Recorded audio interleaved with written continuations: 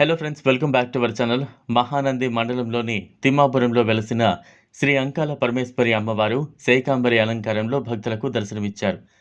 వ్యాస పూర్ణమి సందర్భంగా అమ్మవారిని వివిధ రకాల కూరగాయలతో శేకాంబరి అలంకారం చేసి భక్తులకు కనువిందు కలిగేలా అలంకరించారు.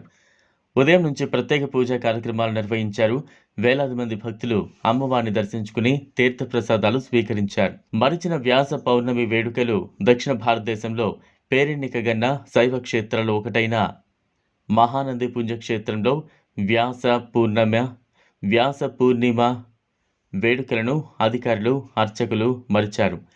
దేశంలోనే ప్రతి దేవాలయంలో ఈ వ్యాస పూర్ణిమ వేడుకలు నిర్వహిస్తుండగా మహానందిలో కనీసం స్వామి అమ్మవార్లకు కూడా ప్రత్యేక అలంకారం లేకపోవడంతో భక్తులు నిరుత్సాహంతో దర్శించుకుని వెళ్లిపోయారు.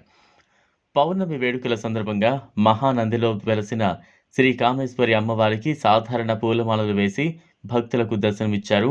గ్రామాల్లో వెలసిన చిన్న చిన్న గ్రామ దేవతలకు సైతం ప్రత్యేకంగా అలంకరించుకుని పౌర్ణమి వేడుకలను నిర్వహించారు. శ్రీశైల పుణ్యక్షేత్రంలో శేకాంబరిగా అలంకరించి భక్తులకు దర్శనం కల్పించారు.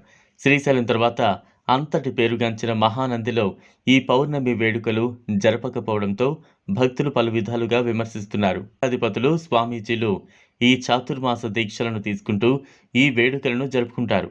అలాంటిది మహానందిలో లేకపోవడంతో భక్తులు విమర్శిస్తున్నారు.